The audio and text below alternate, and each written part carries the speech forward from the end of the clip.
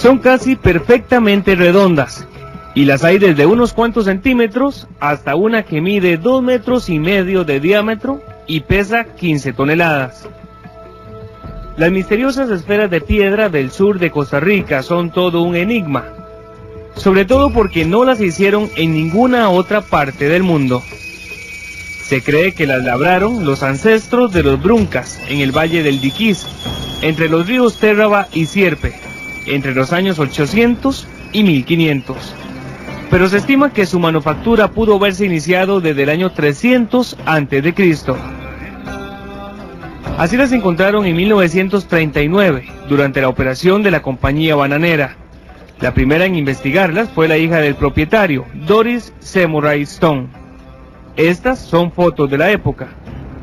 Otro interesado en ellas fue el arqueólogo estadounidense Samuel Lothrop. Además de la zona sur, en el Parque de Palmar y en las fincas, hoy las encontramos en muchas partes. Por ejemplo, en el Museo Nacional, donde son un gran atractivo para turistas nacionales y extranjeros. En el Museo del Oro, en la Corte Suprema de Justicia, en casas particulares, desgraciadamente. Y quizá usted no lo había notado, en algo de uso muy cotidiano, en el billete de 5,000 colones. Muchos solo lo recuerdan por el tucán. Estamos ahora en la Reserva Biológica Isla del Caño, donde se conservan los restos arqueológicos de un cementerio indígena. Aquí también hay esferas de piedra. Pero muchos creen que las pequeñas esferas encontradas en esta isla, ubicada a 20 kilómetros de Bahía Draque, fueron traídas aquí, como fueron llevadas a muchas partes que nunca sería posible determinar. Incluso 2 de las originales visitaron la Feria Mundial de Nueva York en 1964. Una está en las oficinas de National Geographic, y en Harvard se mantiene esta, a la que llamaron la Doris Stone, pues fue ella quien gestionó el envío. También, como veremos luego, hay una en un museo de París. Como muchos quieren una esfera, hay quienes se dedican a fabricar réplicas, como don Edmundo, claro, de tamaños no tan grandes como las que hicieron nuestros indígenas. De allí tenemos 4,5 pulgadas. Así es que esto debe estar 4 pulgadas. Aquí está el otro punto y 4 pulgadas. Yo vengo a desbastar esta parte de aquí. De aquí comencé. Si él tarda días haciendo una pequeña, ¿cómo harían estas los indígenas? Con herramientas muy diferentes. Hacían desde tiempos muy remotos utensilios y herramientas de piedra, usando instrumentos de piedra también de la misma dureza o de mayor dureza, ¿verdad? Con eso se podía picar y luego incluso pulir las herramientas para crear hachas, para crear raspadores, para crear cuchillos. Se cree que había grandes grupos haciendo las esferas, muy similar a cómo trabajan las hormigas. Por supuesto, la pregunta que todos nos hacemos es ¿qué significan las esferas? ¿Para qué las hacían los indígenas? Eso lo veremos mañana. Estas esferas fueron traídas hasta el Museo Nacional aquí en San José, pero mañana iremos a la zona sur de Costa Rica y visitaremos algunas que no se han movido del lugar preciso donde las pusieron los indígenas hace cientos de años. Son creencias espantosas, pero sí hubo cosas muy raras en la hecha de esas esferas de piedra. Tal vez no sean de espanto, pero sí de mucho misterio. Las esferas de piedra, que solo existen en la zona sur de Costa Rica, son totalmente diferentes a lo que hacían las civilizaciones antiguas. Es un artefacto que se aparta del arte precolombino en general, que es muy realista, muy naturalista.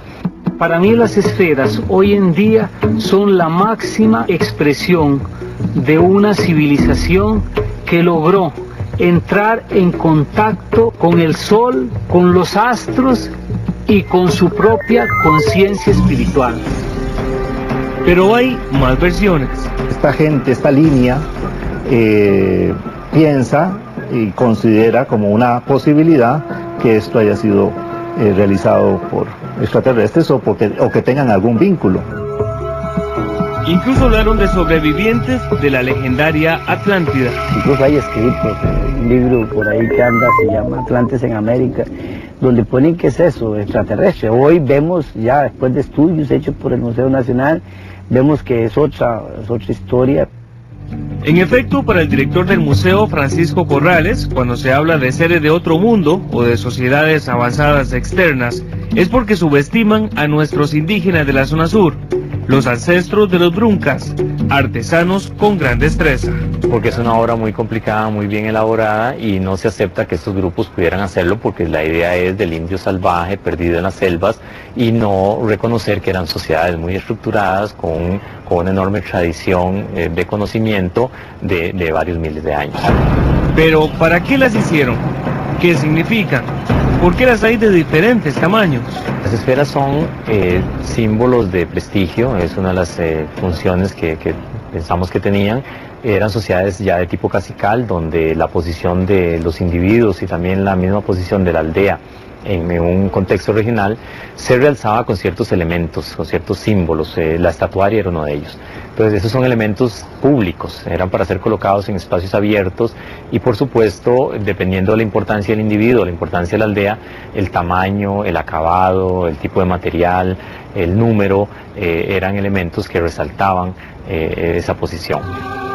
Las que están aisladas se cree que las usaron para marcar territorios, pero llama la atención que otras están en conjuntos, alineadas en forma circular, triangular y rectangular, supuestamente emulando constelaciones.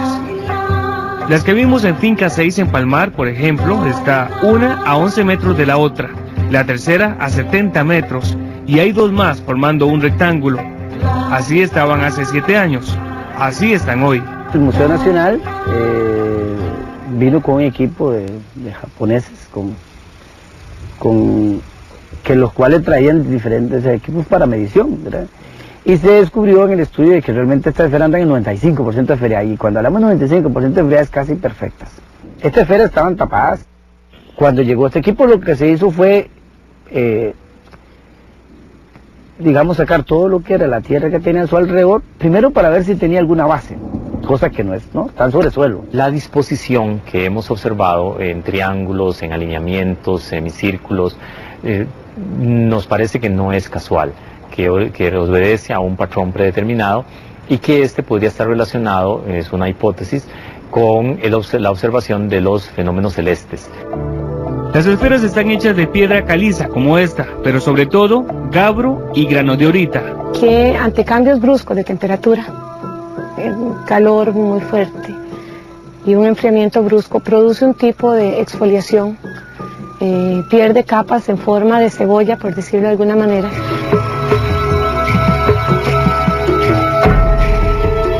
En el documental Polvo de Estrellas, el escultor costarricense Jorge Jiménez de Heredia cuenta cómo las esferas de piedra que observó siendo niño en el Museo Nacional inspiraron muchas de sus obras. De ellas surgió la idea de la génesis. De una esfera nace la vida.